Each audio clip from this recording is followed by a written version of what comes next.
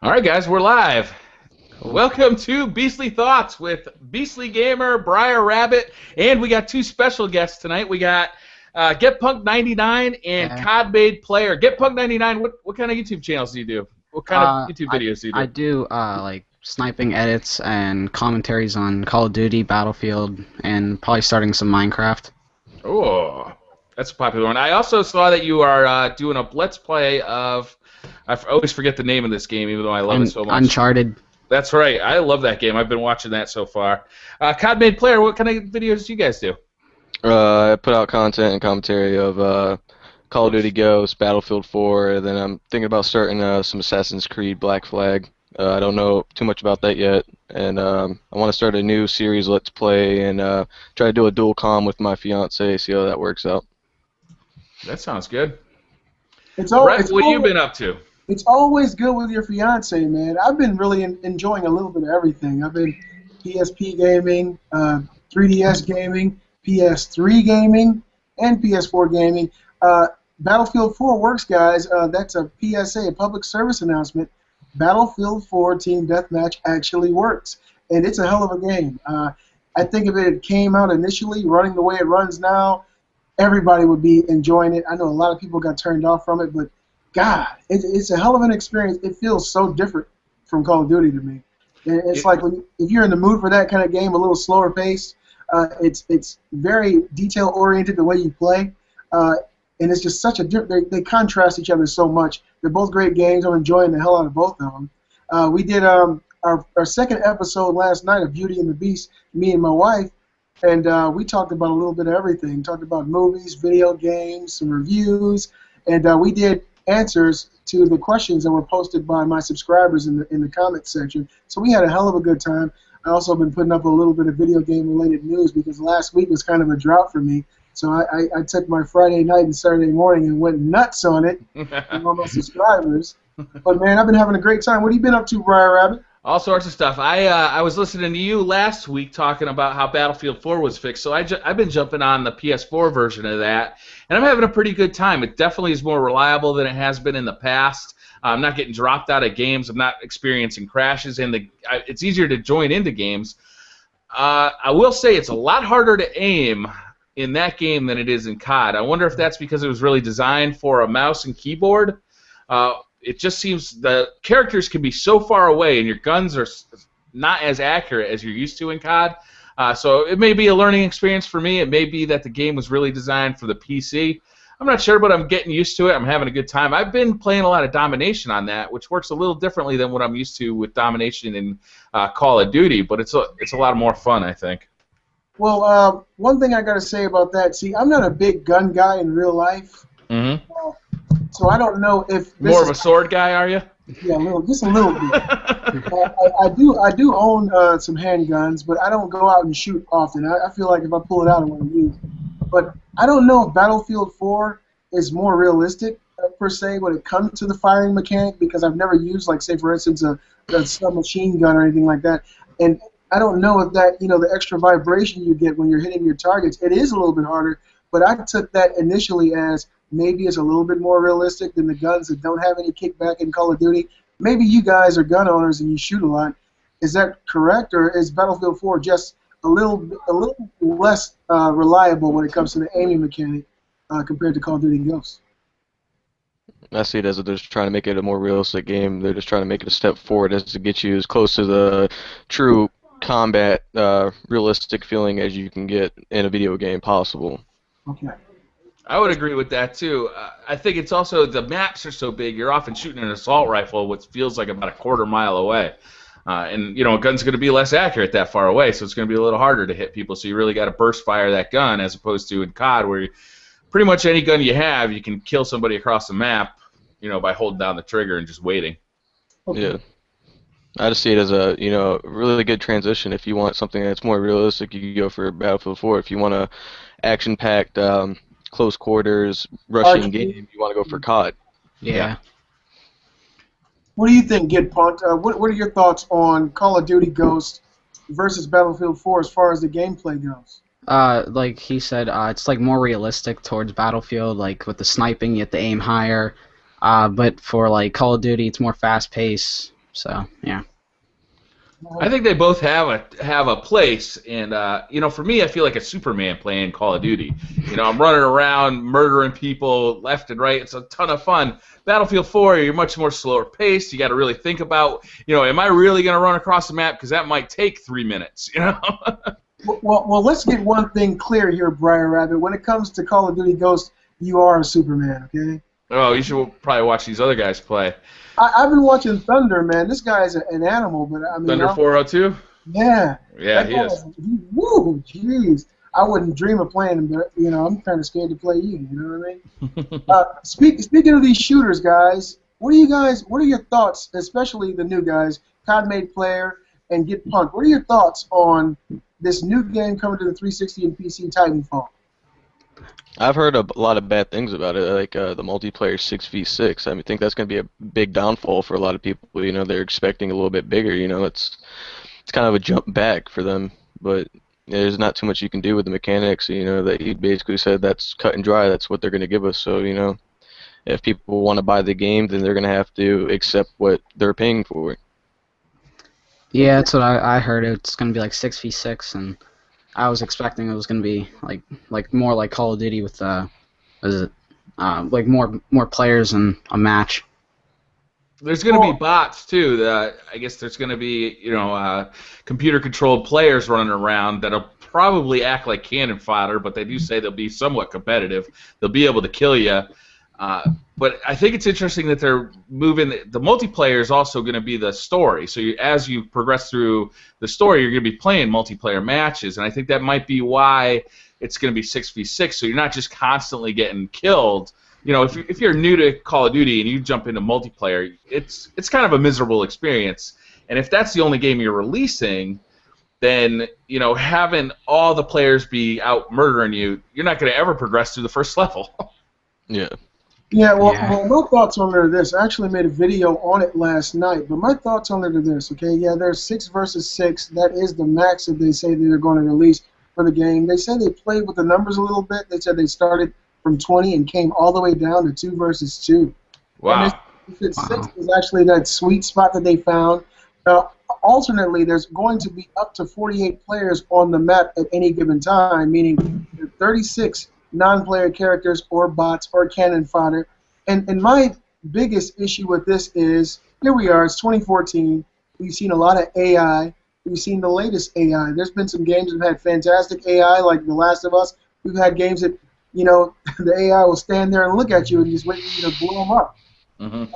Unless they completely redesign and retweak or create something new as far as the AI goes, we're going to have issues because either these bots are going to be pinpoint accurate all the time, where you're halfway across the map and you're getting shot in the head from someone who's barely looking around the corner, or they're not going to be up to snuff, and it will be cannon fodder. And if you can play the entire multiplayer match and kill a majority of bots and very few humans and still win, that could be a deciding factor on whether this game is worth its weight, Ultimately, this stuff is all numbers, though, and every time I read anybody who's actually played the game, anybody who writes an article about playing the game, they all say it's a blast. So does it really matter how many characters are in it? I mean, it might matter for if you have a YouTube channel and you like to post multiplayer gameplay, because killing bots isn't nearly as impressive as killing real people. Yeah. But as just, a game, everybody who's played it is raving about it. I haven't seen a single article about somebody who said, well, it's all right. Well, they only had 6 players in it, though. I've heard more than just positive reinforcement about the game. I've actually heard some pretty reliable sources say that the game isn't up to snuff. Really? Yeah, as far as running at 720p and still not being up to snuff on the Xbox One. Now that's just graphically. Well, it's not released yet. I mean. And more than likely they're talking about frames and things of that nature. I actually said in a news article I released yesterday on my channel that it is way too early to tell.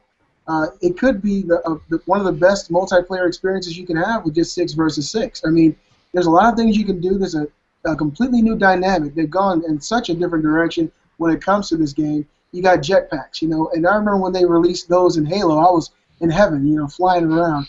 You've got these Titans that you can control and have follow you around the map and lay cover fire, or you can leave them in a particular area to hold down, a particular area of the map. And there's a lot of dynamics. It seems like they're doing a lot with it. They've got a hell of a team behind it. So more than likely, I mean, it's gotten this far with these ideals. More than likely, it's going to be better than a lot of people are assuming early on.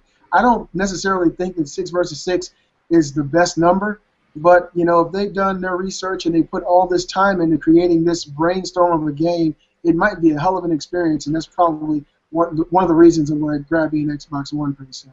I'm willing to give these guys the benefit of the doubt too. These are the guys that created Modern Warfare and revolutionized, first-person shooters once. And what's to say they haven't released a game in now quite a few years? So, hopefully they got some ideas on, what really a new multiplayer shooter can become.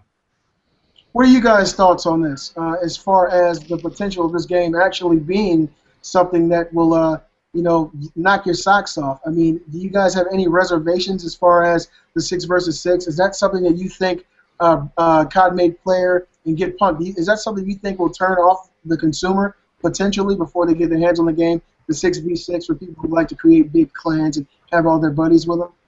I don't think it's going to really make a difference, because if you've been a COD fan since COD 4, you're going to probably enjoy this game just as much.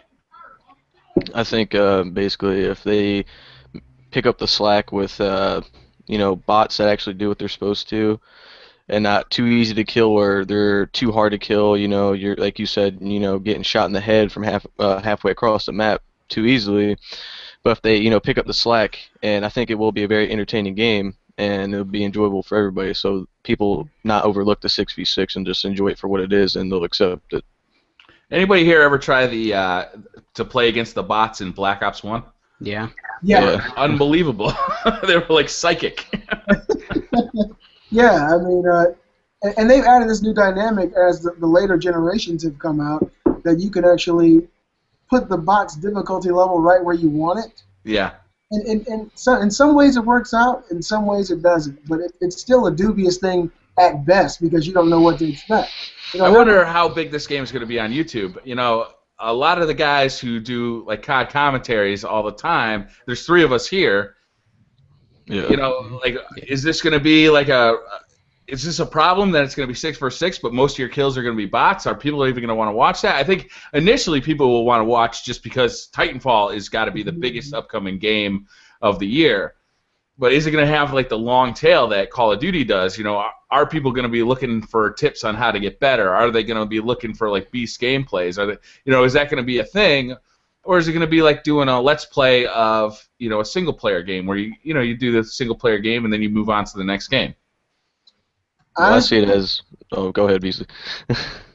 Oh, you're new. You can go ahead and enjoy yourself. Go ahead. I was just going to say that how when games come out, you don't know what to expect, 2-3 months, a year from after the release date. So, just like Call of Duty Go so far, they've added, I think it's 2 more game modes to the game. So, down the line, if they see that, maybe they're losing people on their servers or whatnot, they could throw out an update to bring more people online to play at once on a game, 7v7, all the way up to 9. I think we could see a change if they see that it's not doing too well. So, maybe it could make a long run on YouTube, but also it could crash. It first coming out, yes, people are going to be like, oh, I want to see some gameplay of it. Get me some tips and hints on the campaign and whatnot. But when it goes past that point, I don't know. It's just something we're going to have to watch out for and see what goes on after that. Yeah. Honestly, I think only time will tell, guys. I'm excited about it because it's what everybody's talking about, especially the Xbox One guys who only own that system or support Microsoft. It's really what everybody on the Xbox One is waiting on. What do you guys got for consoles? I have the PS4. That's in the PlayStation 3. I had the 360, but when I got banned, I just didn't want to really play it anymore. What did you get banned for? I got banned for apparently scamming people, but I never really played too much online. I'd normally play. Whenever like Minecraft came out, I'd play that a lot more. But people were just filing complaints on me. Really? Yeah. Remind me not to play with you. No, I'm just kidding. And what about you, COD Made player? What consoles do you have? I have, oh my god, I have so many. I got the original Xbox, the 360, the PS2, the PS3, the PS4. Got a couple of SPs and a bunch of Nintendo stuff, but I mostly just play with my PS4 now. I really don't mess with any of the other stuff. Have you guys? I know everybody here has a PS4. Have you guys got a chance to play this new PSN game that was free to PlayStation Plus users called Don't Starve? No. No, I haven't checked that out yet. I did hear about it, but I haven't actually had a chance to play it. Have you? Yeah, well, I'm gonna do a let's play of it probably either late tonight or tomorrow before I go to work. But it's a really fun game so far. I don't understand the true dynamic of where the story is going because this guy seems to get pulled into like a wormhole. But you walk around during the day, you see the time of day in the top right of the screen, and when it gets to night, you have to have a fire built and be ready to survive because if it gets totally dark around you, you die. But it's a hell of a lot of fun. I didn't think I'd like it as much, but I really enjoyed games like Pixel Junk Monsters. And this is a game that's real similar to that almost, but it's a whole new take on it. I think it would have been worth buying even without PlayStation Plus so far. I love how PlayStation Plus gives you so much free stuff. I think it just endears you to the brand because they're constantly giving you free stuff. Well, we can honestly thank Microsoft for PlayStation Plus. And, Probably. And the reason is Xbox Live came out first, and it was a premium online service for Xbox users. And when Xbox Live came out for the 360, it was what everybody had to have, in order to play online. And so the PlayStation Network has been free for years. And finally, when they decided, hey, look, the PlayStation Network is suffering from security issues, suffering the infrastructure not being as sound as they'd like. Let's go ahead and create a premium service, but we can't just create a premium service because Xbox already has theirs. So we got to one-up Microsoft and let's give them something for free. Let's give them 2 games a month. Let's give them early content. Let's give them betas. Let's do something like that, and it stuck. And so when they came out with PlayStation Plus, everybody was paying $10 less per year for it. You got 2 free games. You can get all this early stuff, and so we can actually honestly thank Microsoft for helping Sony come up with the PlayStation Plus because now we all get to reap the benefits. Yeah, absolutely. Now, guys, I don't know if you guys are big tech heads, but I am. I love tech. Hold on, Brett. Before you move on, I want to talk about the PlayStation, their new service that they just announced at CES. That's what I was talking about. Oh, okay, good. we're right, we're right here together. CES just took place in Las Vegas, guys. Have you guys? Did you get a chance to check it out, COD Made, or get punked? No. I've been hearing a lot about it. I just never checked it out. Well, consumer electronics is a big deal, especially for nerds, and I'm a big nerd. Okay? Nerd. I got a card. I carry it. Sony just announced a new service called PlayStation Now, which is a paid-for premium service that you can pay for monthly, annually, or you can individually rent certain games. And these games will be able to stream supposedly seamlessly on Android devices, iOS devices, tablets, PlayStation Vitas, and Sony Bravia TVs. So in theory, you could have a PlayStation 3 controller, a Sony Bravia television, and this Bravia will be able to sync with the PlayStation Network. You can get in there, pay for your PlayStation Now service, and you'll have a list of games that you can stream and play directly to your TV. What do you guys think about that? That's really amazing. That's a really futuristic step right there. I mean, that's so many possibilities that they're opening the door for doing that. Yeah, that's what I think. It's going to change a lot for Sony. What about you, BriarRabbit? I'm anxious to hear your thoughts on this. If this comes out at an affordable price, and you can play any, they've only announced a few games, but if you could play any back catalog game in PlayStation 2, PlayStation 1, PlayStation 3, and you can play it on almost any device, they're starting off with just Sony Bravias, and I'm sure that they'll license this out, though. What if you could play it on your cell phone? What if you could play any PlayStation game on any device for just a small monthly fee? How much would you pay for that a month? I mean, if I'd pay $60. I mean, that's just the price of one game a month, but you get access to all these games. I don't think they would actually charge as much as they would for a year of PlayStation. Do you think they're going to charge like a Netflix price, like $8 a month? I think, look, what are they losing? All they're losing is bandwidth. They're not losing any physical property. All they're doing is gaining money. All they're doing is streaming. So I could save $15 a month, and you can get for $15 you can get all the PS3 catalog. For I would pay $15 a month for the entire PlayStation catalog. Yeah, well, they are not. That's great. I heard him yesterday. The gentleman who was talking at CES, he says as of CES they only had 4 games available for this service. But he did say it does work with Android operating systems. It does work with iOS. It does work with Sony Bravia TVs. It does work with PlayStation Vitas. So, and he said right now they're only focusing on the PlayStation 3 catalog, but he said he guarantees it that probably by the end of the year they're going to be on PS2 and then PS1. So this is going to be a fantastic service. I think it's going to put a lot of butt hurt on companies like GameStop. Yeah. And, never again was a used game sold. Yeah. I mean, think about it. You don't have to worry about your discs being scratched. You can play them straight out. Now, one issue that I did talk about, I actually released this. I talked about this last night on my channel. One thing that I see potentially being an issue is the latency. Now, we have the PlayStation Vita, and we all know the PS Vita does remote play with the PS3 over a local Wi-Fi connection. And it's almost seamless. I mean, there's really no latency there. But we saw what happened with the PSP, and of course that's an older generation console, but the PSP can actually, you could be in a different location over a network connection, and you can log into your PlayStation 3 through your PSP and play PlayStation 1 games. Just the PS1 games, and those games aren't very graphically demanding as far as specs go for this time, but there was huge latency issues there. So if they can, this Gaikai service is something that Sony bought. They've been working on this for a while, and to be honest with you, I don't think that latency for a single-player game will be that big a deal. I mean, you're downloading video. I mean, it's got to come fairly quickly, and all you're uploading is the control inputs, which is really, small amounts of data. So, I mean, they've been working on this for a long time. I would think that if they can get it down to, a reasonable amount, I mean, we see on Call of Duty that we're down to like 30 milliseconds. You can hardly tell that you got any latency at all. So, I mean, I see it as, I think it'll work, and I think it'll work well. I mean, people are talking, on live worked good. Before Sony bought this Gaikai service, I had never heard of Gaikai, but the fact that they actually spent millions and millions of dollars, I forget exactly how much they spent. Yeah. This service has to be a really phenomenal cloud-based service. And more than likely, you're right. When it comes to playing these single-player games, especially now, 2014, I'm talking about 2009, when I was playing these games on my PSP.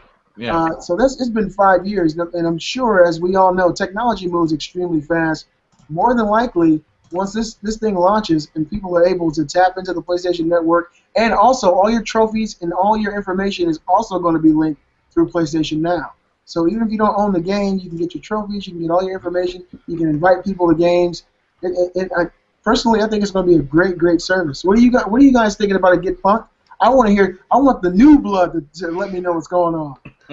I think it's going to be awesome that you're going to be able to play all the PlayStation 1 games and the PS2 games on your PS4, which would actually be a big thing, but not good. Like you said, it wouldn't be good for GameStop because they'd probably start going out of business a little bit. Well, I don't know if they go out of business, but it definitely hurt them, I think. I don't know. If they don't have used game sales, what do they got? I mean, new game sales, the new consoles, everything can be sold digitally. So what is GameStop really going to be selling? Well, GameStop sells a majority of new games. Where did you get your PS4 from? I got it at GameStop. I waited in line for it at GameStop, and the customer service was excellent. That's what I'm saying. Yeah. They don't only sell used games. They sell a majority of new games. Their revenue, of course, isn't going to be even close to what they get back off of used games, but they'd stay in business. It's kind of painful to even think about GameStop being closed. They've been around for so long, It's a staple in gaming communities. But this PlayStation Now service, if Sony does it right, bravo. It'll benefit all of us, and I think everybody would have it. Yeah, I'll definitely check it out as soon as it comes out. I'm really hoping that it'll be somehow tied into PlayStation Plus. So if you're already a PlayStation Plus member, which I think everybody pretty much has to be now with the PS4, if you want to play multiplayer games, like, hey, we'll take $10 off the cost of this new service, and you'll get access to all these new games or all these older games that probably a lot of people haven't played yet. They've already announced. Was it The Last of Us is going to be one of the first games that comes out? And yes, even though I own The Last of Us, I mean, that'd be worth it in itself. If you never played it, and you can pay $10-15 a month, get that shit. It's going to be amazing. $15 a month, plus you get like a whole catalog of other games. I think it's awesome. I don't know how much it's going to be. I mean, it depends on how much it's going to be. I think that I'd pay a fair amount of money for this, though.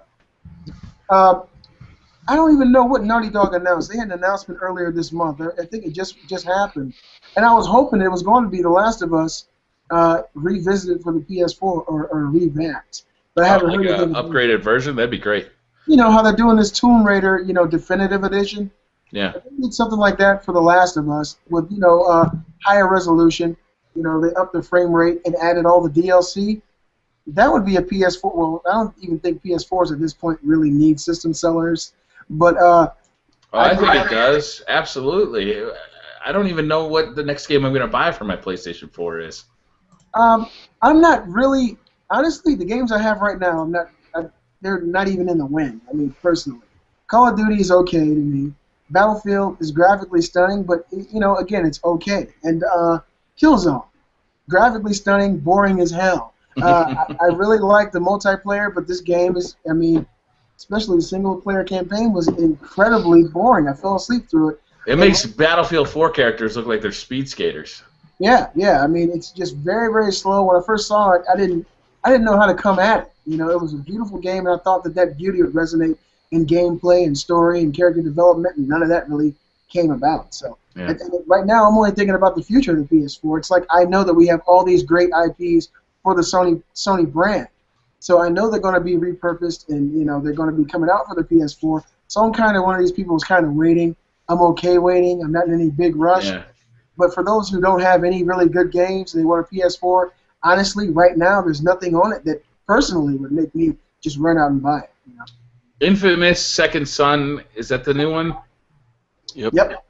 That one's coming out what, in springtime? Yeah. March 20th, I think. Is that a week before or a week after Titanfall? I don't remember the exact release date. I know it is in March, but damn, that'll be the first PlayStation 4 game that is a system seller. Coming out at the same time as Titanfall? Yeah. I don't know, man. The PlayStation 4 owners don't have a Titanfall. So for the PS4 owners, especially for, the hardcore fans who stick, with Sony or Microsoft through thick and thin, these hardcore fans, that's going to be their Titanfall. So we already know we got 1.2 million more consoles sold to the PS4. Yeah, I heard that number. Holy cow. I heard about that too. Yeah, I did a video on it. As of December 28th, the Xbox One had hit 3 million and the PS4 hit 4.2. So that's with supply constraints too. They can't keep those things in stock. Yeah, you can go to any store around me anyway, and you can find Xbox Ones piled up, but you cannot find a PlayStation 4 to save your life. And this is well after Christmas now. Within 5 miles of my house, there are approximately four GameStops in the last 5 weeks. I go usually once a week because I like to find used deals and stuff. 5 weeks in a row, they haven't had one, and every time I've been there, they've had at least 6 or 7 Xbox Ones. Yeah. So it is what it is. Conmate, did you say you had an Xbox One? No, I had the Xbox 360. And Get Punked, you don't have one either? No, I don't have it. Okay. I'll tell you what. I have the Xbox One, and I don't play it nearly as much as the PlayStation 4. As far as Call of Duty goes, I think the better experience is on the PlayStation 4. It's a higher res experience. Yeah. Unfortunately, Xbox One is getting the DLC first. Yeah. Which kind of disappoints me because I'd rather just not play on the Xbox One. I'd rather just continue to play on the PlayStation 4 because I'm used to the controller. And come on, BriarRabbit, you can't do this, especially to your subscribers. You got a lot of subscribers who are Xbox fans. Don't do that. You gotta You got to sugarcoat it a little bit. Hey, I got nothing against the Xbox One, but I don't like the controller. I mean, I've made that very obvious. I don't like that controller. Until Scuff Gaming releases a upgraded controller, I don't have any desire to play the Xbox One. But when Titanfall comes out, I can't wait to get my hands on that game. But if I was going to buy a second console, so both of these consoles are sitting right here in my office, PlayStation 4 and Xbox One. If I was going to buy a second one to put down in the living room, I think I'd have to make it an Xbox One. Well, personally, I'm going to, this year, go ahead and pick up the Wii U. Oh, the gods of gaming just threw a thunderbolt at my house. Welcome to the last generation. Yeah, you're absolutely right. And I'm going to go ahead and get an Xbox One, too. I am a gamer. This is what I've always done. And when Titanfall comes out, you know, they just released a conceptual art of the next Halo game. Come on. I mean, who's not going to get that? I have to have it. And if Titanfall is as good as I hope it could be, that'll be reason enough for me to buy it. And the only reason, I talked about this yesterday, too. The only reason I'm getting a Nintendo Wii is because of that damn Smash Brothers. And that alone makes me not even want to get a Wii because it's only one game. It's like there's nothing else that even piques my interest in the slightest that makes me want to get a Wii U. I mean, yeah. To be honest. They're releasing a new Wii Fit, basically. Oh, yeah, well, I can just see myself spinning around in the living room right now doing it. Little Just Dance and... You know, the Wii Fit girl is in the new Smash Brothers, so I'll just get my Wii Fit there. The Wii Fit girl. Yes, sir. Now, these consoles, man, and there's another, you know, a point I'd like to make, kind of push it home, and it kind of makes you look and say, damn, the PS4 has already sold 4.2 million. They've been out for 2 months. Yeah. The Xbox One sold 3 million, and they've been out for 2 months. The Nintendo Wii U has been out for a year and sold 3.8 million. Huh. That's not good, right? No, it's not.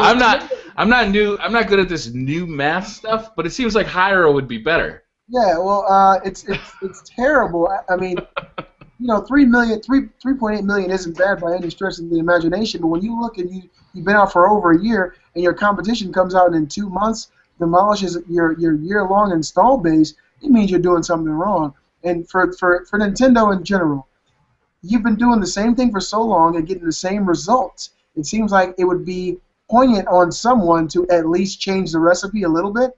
I mean, when you see that you've been doing this, we've been going 6 months and the sales have not picked up. We've been going 8 months and the sales haven't picked up. We haven't been advertising and the sales aren't picking up. It seems like someone would do a 180 in that office. Someone in the top tiers of Nintendo would say, hey, look, you can't run this anymore. You've been running us into the ground. Yeah, but they're killing it on the 3DS side. I mean, they're absolutely murdering it. You know, so it's like, how mad are you going to get at this guy who can't sell the big console when he's making you billions with the little one? Yeah, the 3DS, one of the best-selling consoles ever. I think. Yeah, in the face of the iPhone and Android gaming too. A lot of people said, "Oh yeah, these portable game consoles are dead because everybody's going to be playing games on the iPhone and the Android." But that hasn't come to fruition. People are still playing. People are still buying the 3DS, and they're buying it in droves, and with good reason. It's a good console.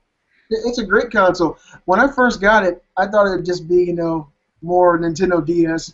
But when I saw what it was capable of doing, when I first saw that Resident Evil, I said, "Shit, this is a console quality game." When I saw Resident Evil Mercenaries, which is basically a repurposed Mercenaries from the PS3.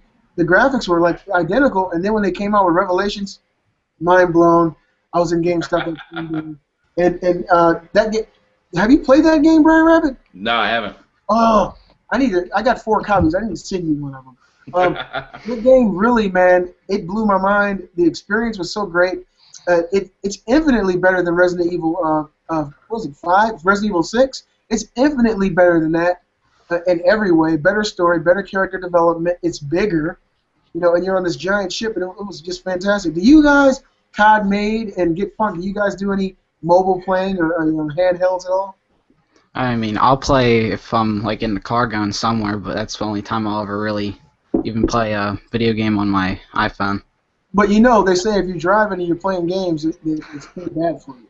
Yeah. Look, I'm a pro at both, and I can multitask.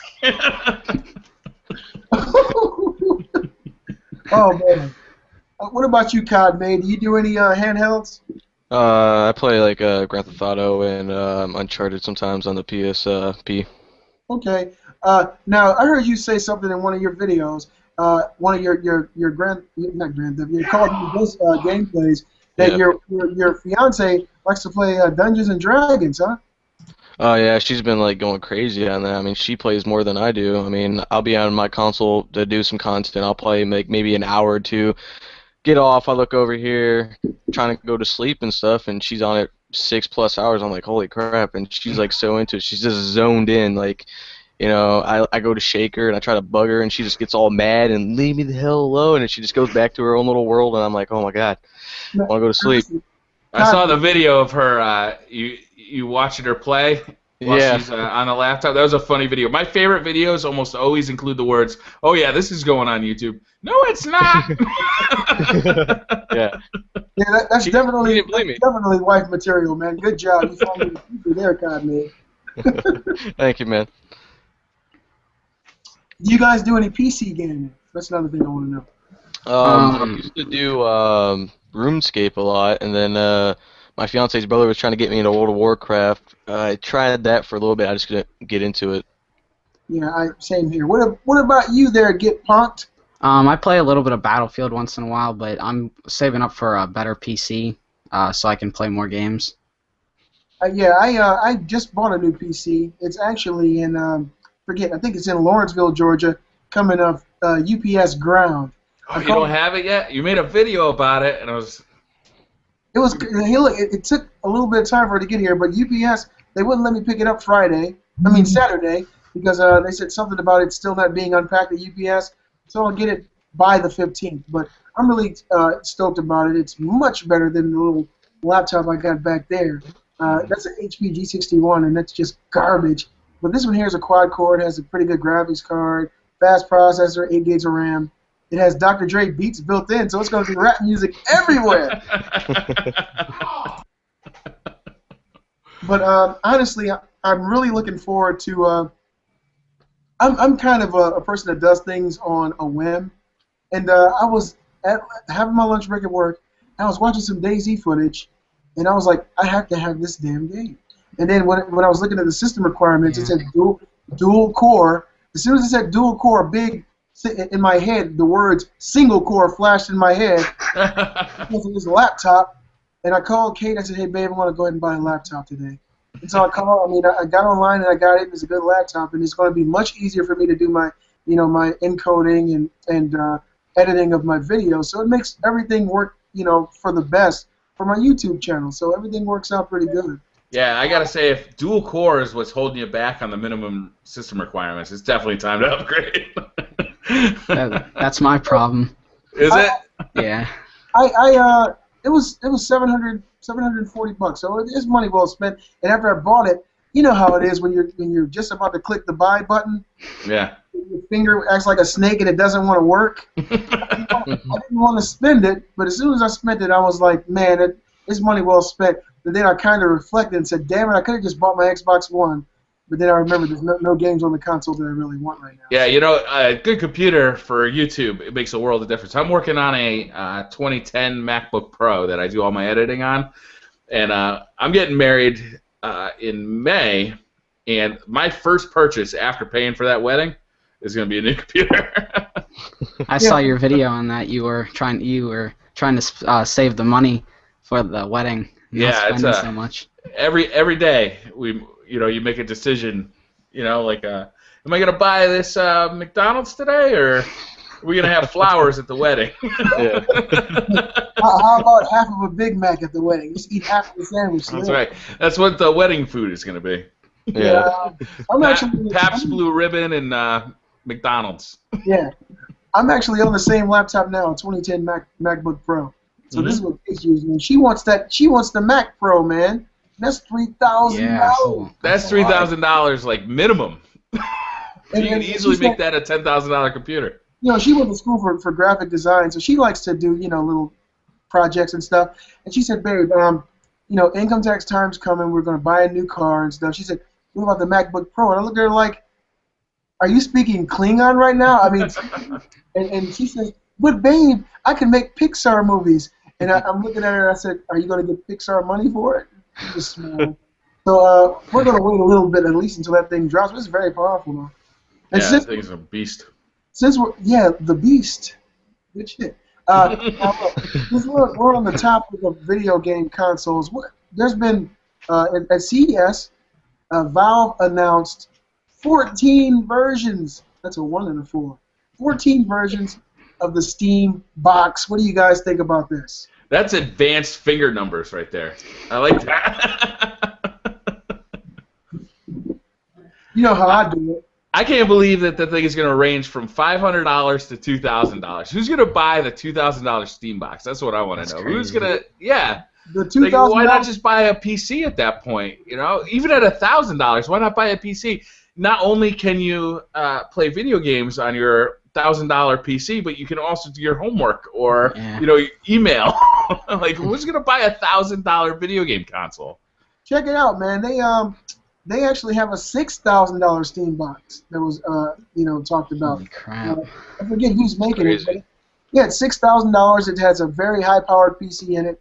I mean, it has I forget how many gigs of RAM, like 16 gigs of RAM, and it had 6 terabytes in it, and the Steam box built in. And that's a little too much, but there's one Steam machine that I'm actually looking at that I'm going to get. Yeah, I'm planning on spending money I don't got, guys. It's made by iBuyPower, and it's the white one with the blue light in the middle. It kind of resembles the PS4 when you turn it on. Yeah. It's the $500 model. It isn't really high powered, but if they can bridge that gap of PC gaming and console gaming, I think it'd be comfortable for me. I don't like the controller per se, but they did announce that all these different developers of the console are creating their own controllers to go with them. So they shouldn't all be touchscreen. They shouldn't all have a little panel on it. They should. I'd be happier if they just said your Xbox 360 controller will work on the Steam box. I'd be might as well go all the way there, BriarRabbit, and say PS4 controller. Oh, Get Punk, do you think you're gonna get a Steam box? I don't think so, because I would rather just get a PC because you can play pretty much the same games with just getting the PC. Mm-hmm. And you can plug an Xbox 360 controller and play it on the big screen TV as well. Yeah. Yeah. What about you, COD-made player? Would you do that? Would you get a Steam box? I don't know. Like, I'm not really into much of the PC and stuff. I'm just gonna stick with my console and save money. Like I said in one of my videos, I'm trying to get my own place, not trying to blow money that really don't have. Yeah. Yeah, it's always good to save. You guys are pretty young. I know COD-made, you're about 18 or 19, and you're engaged. You got a lot of responsibility coming your way, and just be an adult about it. Make the best decisions you can now because it will affect your future. Get Punk, you look like you're about 12. How old are you? I'm 14. Oh, I'm sorry, 2 years. So you got plenty of time, man. Just tell your mom and dad you'll get A's and B's and get everything you can get right now while you can. Because one day it'll be all on you. I actually bought my PC the day that they announced everybody was getting raises at work. So did you know that before or after? After. My manager came out and we were talking about some things going on at work, and he said, "Man, you're getting a nice little raise," and I was like, "Really?" He said, "Yeah, it'll be on your next check." And so I called Kate. Yes. All right, so let's say that you get a $2,000 Steam box. You hook this thing up to your TV, but you still got this kind of crappy 1080p TV. Don't you want one of these new 4K TVs? Yeah, I think it's great, but that shit, the 4K TV is like $4K, isn't it? Come on. It's like looking through a window at a video game, man.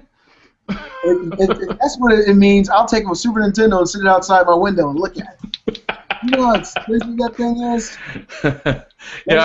They've been they've been talking a lot about 4K at CES, and for gaming, that sounds great, except the consoles that we have currently won't really support 4K. They're still struggling, I think, to do 1080p at a real. Well, the PS4 seems to be able to do it pretty good, but the Xbox One seems to be struggling to do it at 1080p. So 4K, that's 4 times the resolution. I don't even know if that's a reasonable thing. Yeah, right now it is. I think they did announce that the Steam box will be supported on 4K TVs. But Yeah. the biggest thing about that for me is the price. I can't remember what I saw as far as the price range, but it was so astronomical, I immediately forgot as soon as I read it. You'll be able to get them for around $1,000 this year. A 4K 4K? TVs. Yeah, around $1,000. Like a 12-inch? I mean, really? $1,000? Yeah, like companies like Vizio and the more discount brands that you find at Costco, they'll be around $1,000 this year, which is great. A 4K TV. But the problem is there's no content. My father actually bought a 4K TV this Christmas, and the only way to get 4K content is he had to actually buy a $700 server that he hooks up to his network connection, and it downloads movies that way. I haven't asked him how long it takes to download these movies, because it's not streaming. You have to download that movie, and these files are huge. I mean, a 9 gigabyte a Blu-ray disc is 9 gigabytes, and that holds a 1080p movie. This is 4 times the resolution, so would it be 4 times 9? That's a big file to be downloading. Yeah. You said this is your dad with this? Yeah, my dad's rich. Ask him if you want to adopt. No, I don't want to do that. Not me. Oh, man. Let me ask you guys a question. At CES, they kind of referred to a lot of this new virtual reality gaming. Yeah. Oculus Rift, hook me up. Oculus Rift, man, I think that's going to be a big deal, honestly. Even when they came out with the betas, I was amazed. Sony announced one. Their $1,000 virtual reality set for video games and for television, for movies. They said it's equivalent to having a movie theater projector in front of you at 60 feet away. So it's like watching a movie inside of a theater. I forget the name of this contraption, but it's something you actually get inside of. It connects to the Oculus Rift, and you can walk around in real time. And they showed Call of Duty, they showed Battlefield. This guy, of course, he was fit. He was running. He had his little, gun in his hand. And he was actually playing Call of Duty, Battlefield in real time inside. It's like a ring you get inside of, and you lean and you can run. And it just virtual reality. It seems like it's on the horizon. What do you guys think about that? You think it's more of a gimmick, like the way the Wii came out with motion controls? Or you think it's something that'll stick around? I've been waiting for this since I was like 8 years old. I can't wait. I mean, I remember reading about these things in Electronic Gaming Magazine when they were still like introducing the Sega Genesis. I can't wait for this. It's a dream come true. I can't wait. I remember the Virtual Boy, that piece of junk. I had it. I don't have it anymore, but I had it, and it was absolute garbage. I did like the Mario Tennis, but that game was trash. That system was trash. Yeah, I absolutely. I'm first in line for Oculus Rift. I didn't want to buy the developer pack. I have no interest in being a beta tester for anything. But once this thing hits retail, you can count me among the first in line to get it.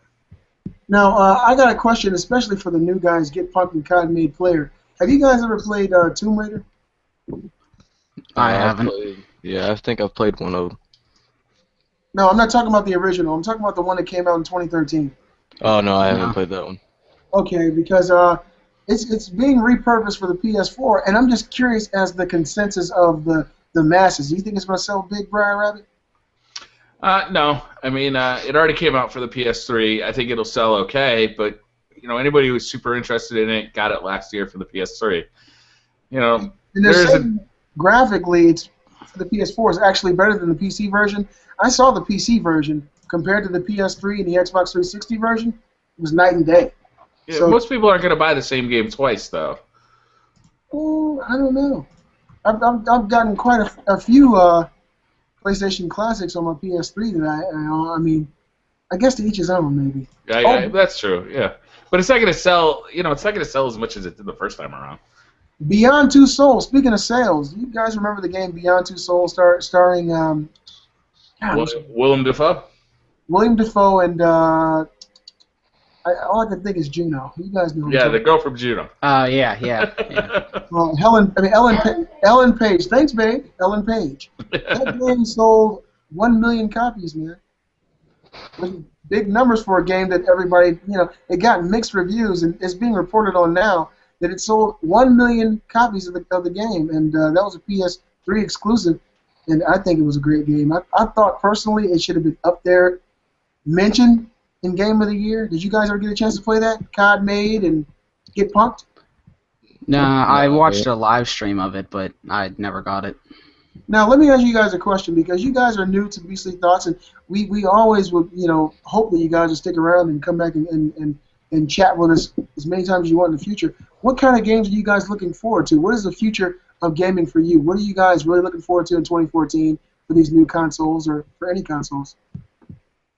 I'm waiting for Infamous Second Son and Watch Dogs to come out. Other than that, actually, I heard about this new game coming out. I guess they're making a new Alien game, Alien Isolation, that's coming out in 2014, but they haven't released an exact date yet for it. But I have a subscription to Game Informer, and I was looking at some of the pictures they have on it for the graphics, and it just looks beyond amazing. Like, it looked like they really took their time.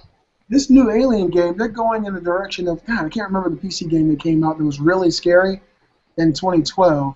But you don't have any weapons in this Alien game, and it's more of hiding, and it's very atmospheric. And you come out in the ship, and you are the daughter of Ripley from the Alien movies. And so they're telling her daughter's story. They did refer to the daughter in the Aliens movie. They showed her old and as an old woman, because Ripley went, through this hibernation period. But they're telling her story, and it looks really scary and very atmospheric. I can't remember the name that came out on PC, damn it. But it's very scary. It's like you see these things from a distance, you go and hide, you run, you wait for them to turn away from you, you move around. I think Sega, honestly, is milking this franchise for everything that it can.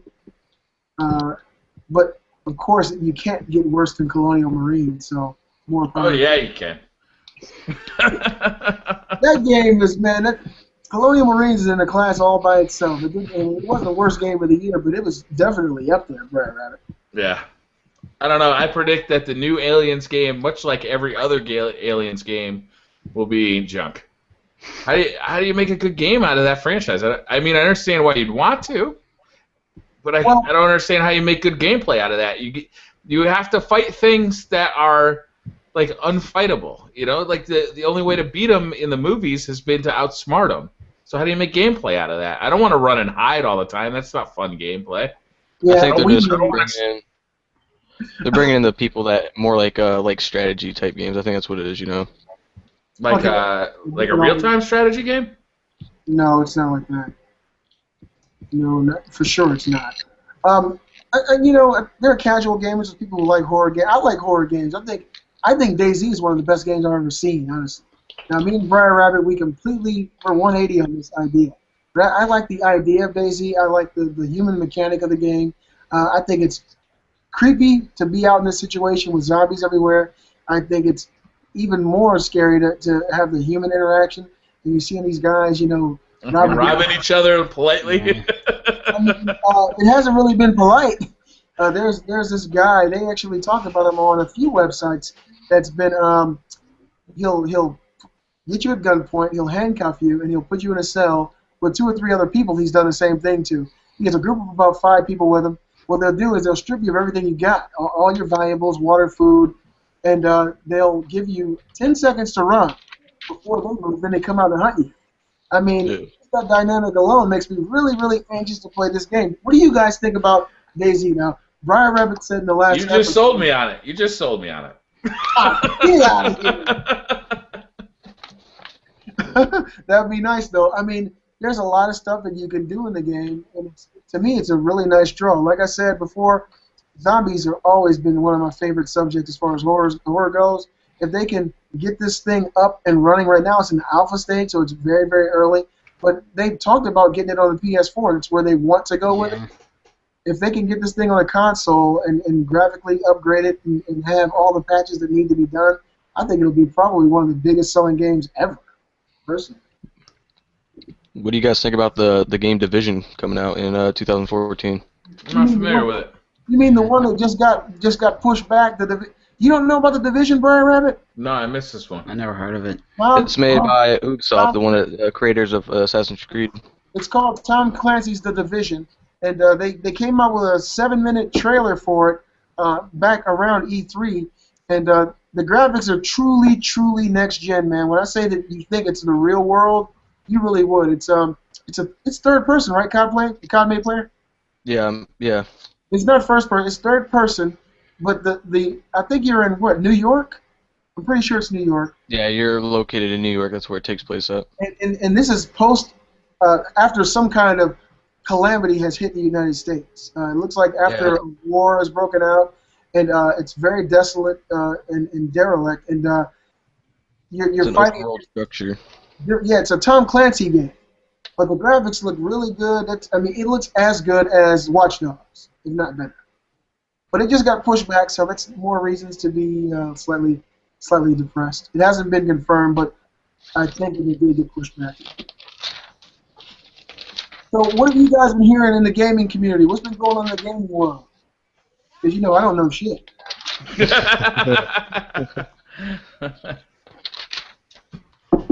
Well, I'm interested to hear what these two guys think about Call of Duty Ghosts, because both of them have, COD-made Ghosts, or COD-made player, obviously, he named his channel around Ghosts, and I know that GetPunk99 plays a lot of Ghosts. So I'm interested to have a conversation about Ghosts. What do you guys think about it? Is it a letdown from Black Ops 2? Is it a return to form for Infinity Ward, back to the Modern Warfare 2, Modern Warfare 1 era? What do you guys think? I think it's a letdown, kind of, from Black Ops 2, because I thought Black Ops 2 is probably one of the best Call of Duties, in my opinion. Mm-hmm. But yeah, I don't like it as much as Black Ops 2. Is it that it's slower action, or the maps are too big. The camping, I don't like it that much. Yeah. What do you think, COD-made player? I think Infinity Ward is they need to learn how to reinvent themselves. It reminds me too much of Modern Warfare 3. I mean, it still is a fun game in a way, and then I kind of see that they try to take Black Ops 2's idea a little bit, because they threw an extinction in there, another game mode, which is fun. It still draws an audience. They're trying to get the people from Black Ops 2 that are still on PS3 and be like, hey, even for the people that don't have a PS4 or the Xbox One, if you're still into zombies, this is kind of almost like the closest thing that you're going to get to zombies at this point. And just the graphics, they're okay, but the color is just too bland. You look at Black Ops 2, is very colorful. The graphics weren't too great on Black Ops 2, but then you go to Infinity Ward's Call of Duty Ghosts, and the colors are just so plain, and it just smudges with everything. I just don't see why they released that game. There could have been so much more that they could have done to make it more graphically set to where it look better for the next gen console. The colors, to me, make it hard to see players sometimes too, especially when they're camping in a corner. You'll swing by them, and you won't even notice that they're there because they blend in so well with the environment. Yeah. It's almost like a monotone color. I mean, everything looks slightly less colorful. It's monotone, and it does blend in with the characters very, very well. Most of these levels are desert palettes. The colors are very, very earthy and brown. And you got characters running around in camouflage, and the extinction mode, I kind of gotta agree with you and disagree at the same time, COD made, because everybody loved the zombies modes from Black Ops, Black Ops 2. Tons of people loved it. I think if they wanted to steal from Black Ops, they could have just made a new zombies mode. The fact that they did the extinction, did something a little bit different, and people are really. Now, personally, I have never played Extinction ever, so I have no opinion on it. It's terrible. Oh, really? It's not that good?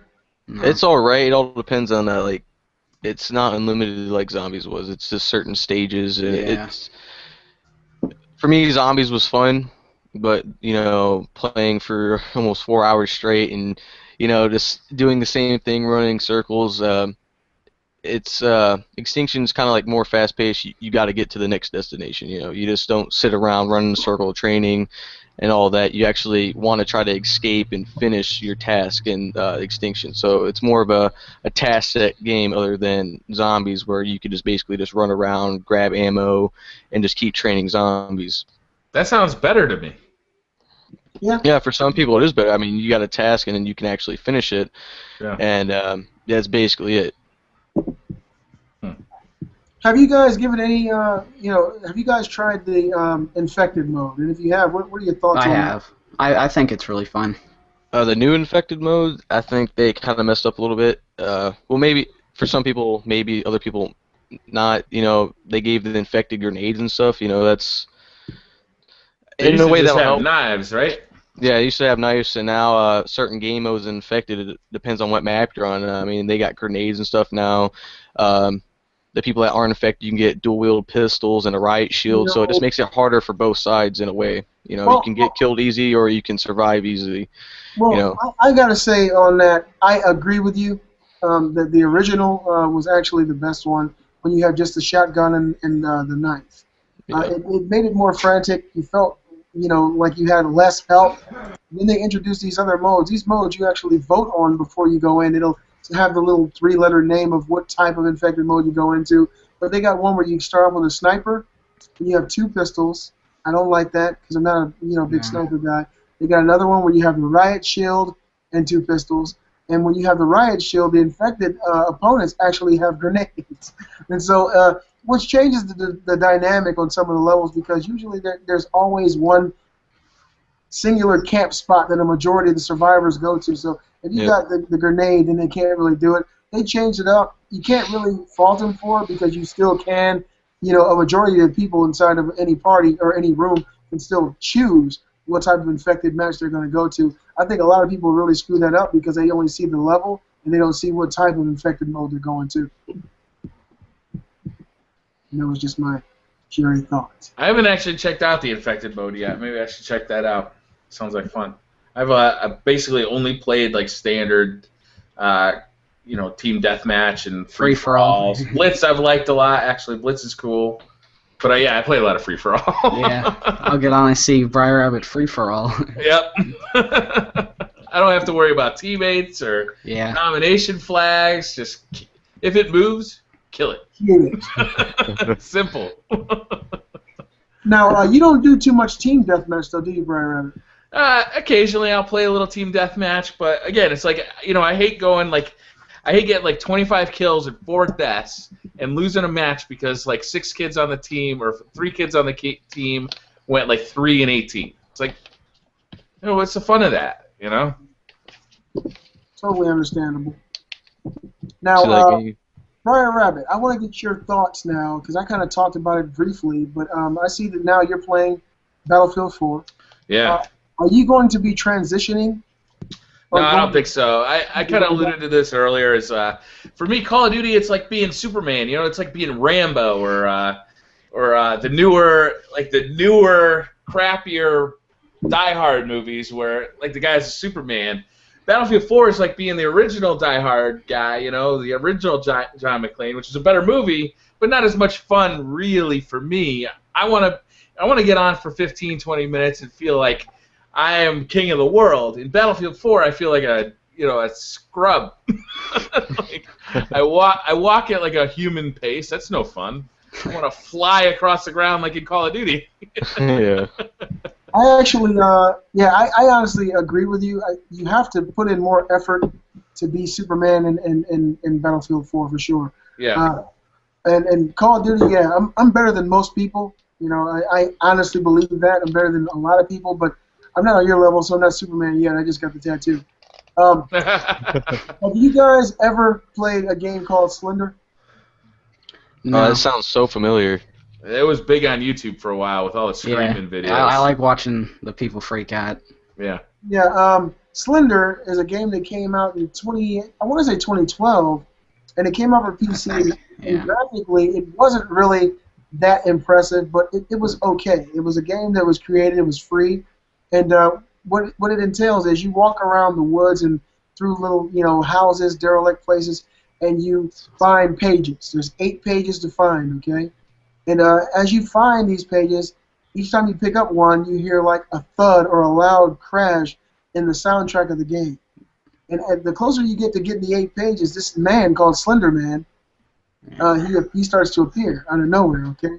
And the first I heard about it. I like horror games. I had to give it a shot, and I really liked it. And it came out, they kind of re-released it, but they did a graphically much more impressive version called Slender the Arrival, which also included the 8 pages. Then it came out on PC. I actually bought the beta for $5 and waited for it to come out and bought the full game. This game is really fun.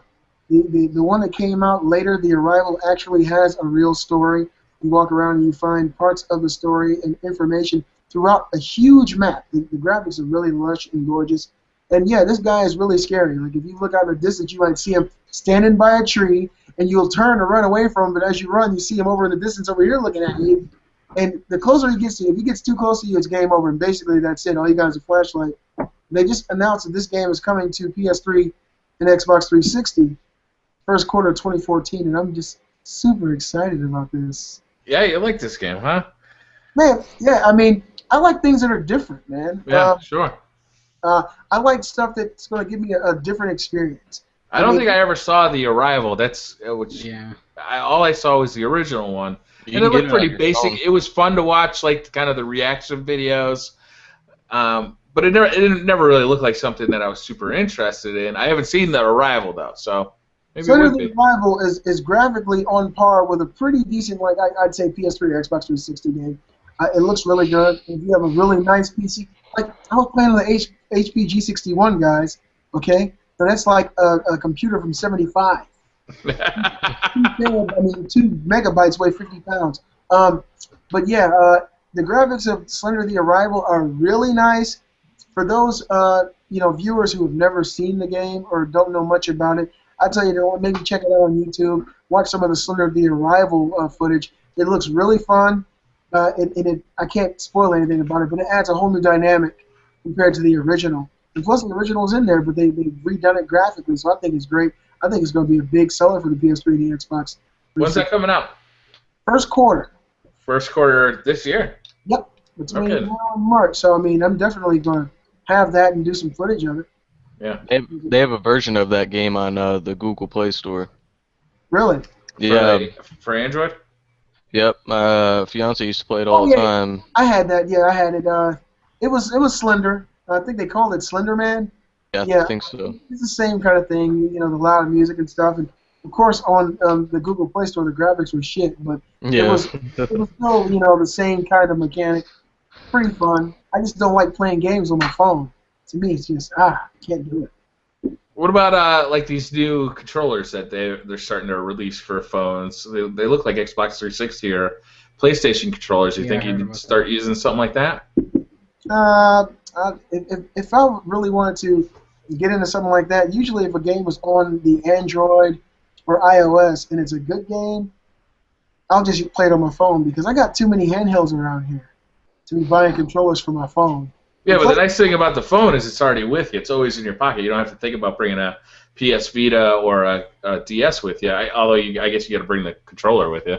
Well, unlike most people, I always have a PS Vita or 3DS with me. No joke, man. I mean, my introduction video, I told you guys what I'm about. I'm about video games. And for the last 3 years, if me and Kate are going someplace, I used to have my PSP hanging from my neck. Okay, when I went and got gas, anything. And then it turned into the 3DS, which I had to get a special case to hook a lanyard to. And now I got 11 different lanyards over there for the PS Vita. And my kids, they wear theirs too. So we probably wear it. And like when I go to work, my Vita's always in my bag. Always. I just can't be without it. I feel like it's part of me is just left at home if I leave.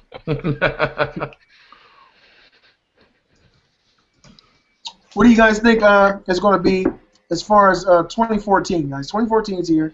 We've got these new consoles. We've got this looming release of this new Steam box. Any predictions? Because I know, BriarRabbit, you love to do predictions, and a majority of your predictions are really good. What do you guys think is going to happen between the PS3, the Xbox One, the Wii U, and the Steam box before the end of 2014? You going in sales? Is that what you're thinking? Just tell me anything that comes to your mind. I mean, it could be that the Wii U falls off the table. I don't care. Just tell me what you think is going to happen between these consoles in any way? Do you think it's going to? I think the PS4 is going to continue to dominate. I expect maybe to see by the end of this year, maybe close to 6 to 7 million sold units. Okay, all right. What about you? Get punked? Like he said, I have a feeling that the PS4 is gonna dominate this year, and that's about it. See, BriarRabbit, these guys are young. I think the new generation's taking over BriarRabbit. See, Yeah. these guys are speaking for the future because, hey, look, they're You guys are kicking me in the coffin already? Come on, man. This is my prime. I'm getting fighting weight here. Look, these guys are tomorrow's old guys, okay? What about today's old guys, man? Today's old guys. You still got to rock on, brother. But you see this mindset, and I think that right now what we got going on here, there's 4 of us here, and one of us owns the Xbox One. I don't know if it's that bad as far as majority goes, but it seems that a lot of the people I meet feel the same way, that the PS4 is actually going to really dominate. I didn't hear any of you guys say anything about the Steam box. Me personally, I think initially the Steam box will take off, but as far as for how long, I'm not sure. I think I don't even know in what situation you could get me to buy a Steam box. I think if the Steam box came out at $500 and that was the only one, and they put all their ingenuity and all their thought behind one console versus trying to multitask with 14 different consoles, so 14 different companies get a piece of the pie, that they'd have a better overall strategy. When you're doing too much, your view becomes cluttered, and it's hard to stay focused. When you got 14 Steam boxes, you focus on Steam box, but which fucking one? Yeah, exactly. I don't want to buy the $500 one because it's just going to be outclassed by the $6,000 one. What kind of experience am I getting over here? You know, and that controller, I watched a lot of videos of people who used it. They went to CES, they checked it out, they tried this controller, and they're like, yeah, this is no good. I don't want to use this. So it's like, really? So I didn't see any of those. I don't even understand. Like, I can't play any games on the Steam box that I can't play on a PC. I can't get a good, I'm not getting a better controller than I'm getting anywhere else. I'm not getting. What experience is Steam providing me here that I can't get somewhere else? I don't understand why I would buy this. The only appeal it had for me originally was, oh, cool, they're going to make like a really powerful console. But that's not what they're doing. It's a PC. It's just got Linux on it and the Steam store and a really shitty controller. I think that there is a draw for the console, but it's for a very small demographic. Yeah. But very small could still be a hell of a lot of people. Now, Steam has, 60 million accounts worldwide? Yeah. They got a shitload of customers. Wow. Okay? Yeah, but those are all people who are currently playing Steam on the PC. Yeah. Why would you buy another console just to play the games you already bought? You see, they got money to blow. They got tons of money to blow, right? But the thing is, for people like me who aren't really per se PC gamers, for people who are PC gamers but are sick and tired of upgrading every year, driver issues and update this and this was incompatible with that. Hopefully, they're able to nail some of those issues down with this console. I mean, if anything, I'd rather get like an Alienware laptop or a desktop. Those are very powerful machines, and they run like $1,000 a piece. So they're more than that. Yeah, some of them are. Yeah, it all depends on where you're getting them from. Yeah, I was looking for new laptops, and I saw Alienware, and I was like, damn, this is beautiful. Those are expensive. It was red. I was like, I might go ahead and grab this one. Then I clicked on the next page after the specs, $1,400. Yes, sir. I like that Razer laptop. I think that's a really nice piece. I don't think I've heard about that one. It looks like a MacBook. I think that's probably why I like it. It's extremely thin, and it's extremely powerful. Yeah, it's black. It's got a glass touchscreen on it with an LCD display behind it, which you can program like what function it has and what all sorts of cool stuff on that. It's a really nice laptop, but I think it's $2,500. Yeah, that's what I saw it at. Yeah. Keep that one for now. I'll take a picture of it and stick it on the wall behind me. When things come out, you always gotta wait. I mean, usually I wouldn't just. Well, PS4 is different. If it's a new gaming console for people like us, that's kind of like a holiday. Yeah. You know, you take a day and reflect, get the new shit. But like, you know, as far as phones come out every year now, I feel like Samsung is John Madden. They come out with a new phone every 6 months, and they want $800 for it. Can't do it. I mean, I might have a flip phone, you know. I mean, I don't. I got an Android, but it's 2 years old, and I'm proud of that. Pay the phone bill. That makes sense, though. You know, they're reinventing themselves. You know, they know people are going to buy their product, so they're not messing themselves up there. I feel like the innovation is slowing down in that space, though. You know, it's like when the original iPhone came out, it was so revolutionary, and then like the subsequent ones came out, and we got all these Retina displays and all sorts of new stuff. But the last couple, I mean, I don't need a fingerprint sensor to unlock my phone. I mean, it's cool, but like it's not really improving my life any. I think the innovation is slowing down on that front. Yeah, my new laptop has a fingerprint scanner on it. Yeah. I don't know if I'm going to actually use it because I'm not into the NSA. But, I know they're gonna steal your shit anyway, so.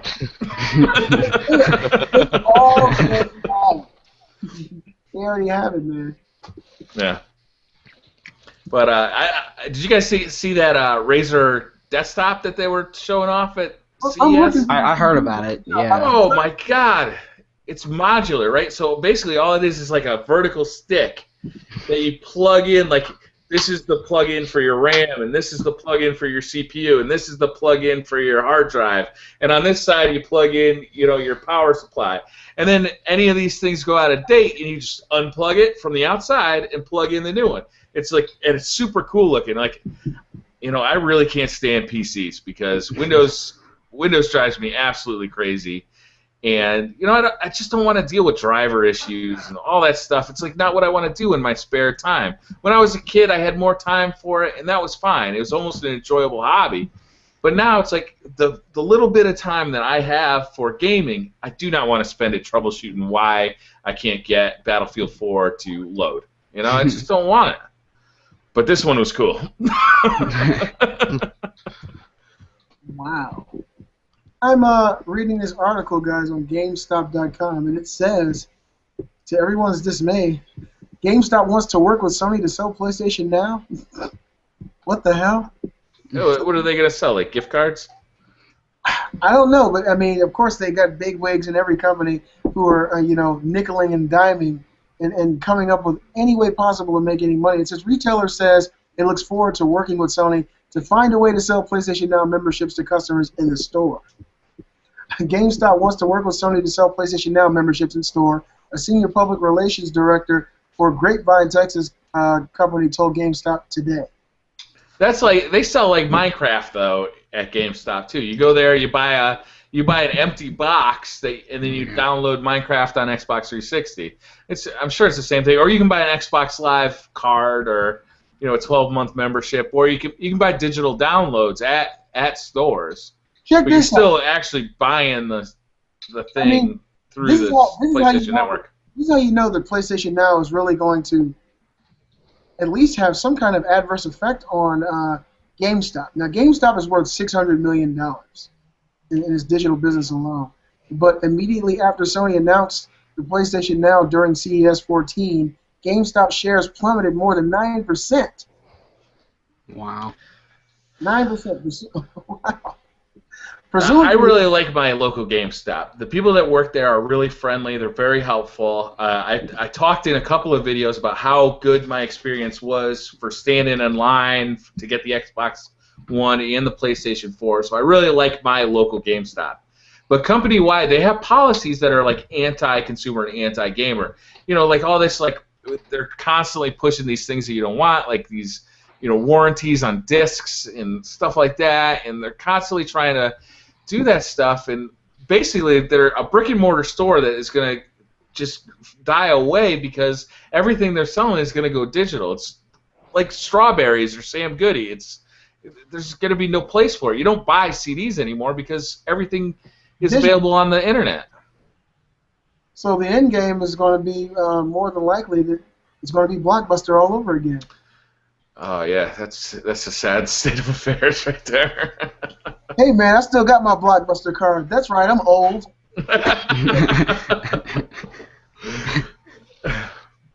I'll pull it out and show it to a cop and ask them if they got a senior citizens discount.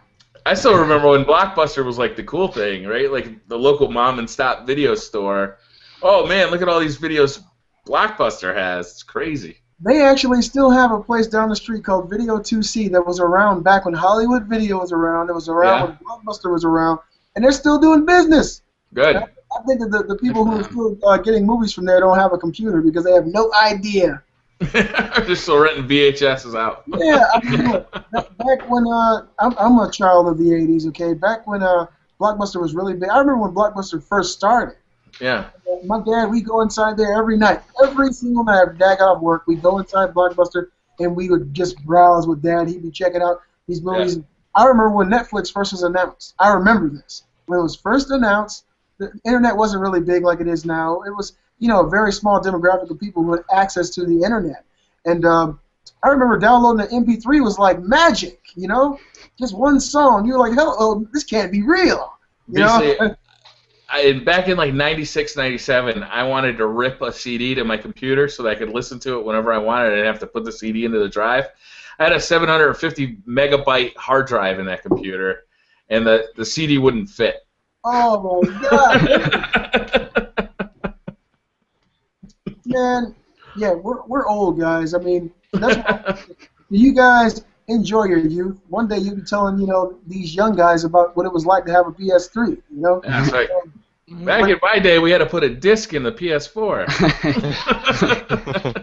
Hell yeah! I mean, think about the way it was, man. I mean, Nintendo. I mean, shit. Nowadays, I made my kids play the Nintendo. Though I got an 11-year-old, 12-year-old, a 3-year-old, and a 1-year-old, and they had to play it. They're actually playing a Nintendo 64 right now, and they got PSPs.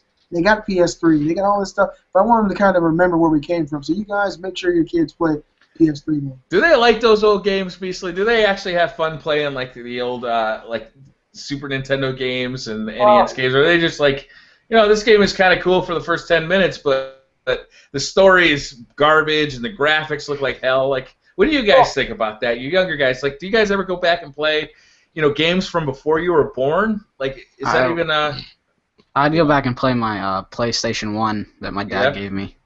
The graphics are terrible compared to like the PlayStation 4. Yeah, they are. They're all brown and chunky. And have you found that any of the games are fun, or are they basically just kind of archaic? There's a couple still fun, but I mean, they get boring after a while. Yeah. Well, yeah, the PlayStation 1 was plagued with some pretty crappy games, but there's still a lot of great ones, man. And as you get older, search them out, find them. Google the top 10, top 20 PS1 games, and give those ones a shot because those are from our era.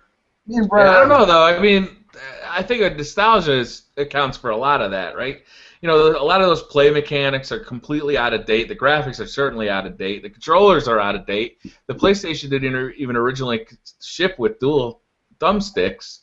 It just had a digital pad and the 4 buttons and the triggers. So I don't know, if you go back to that and you don't have like nostalgia about it, like what's really the point of playing that game other than just kind of like checking out what it used to be like?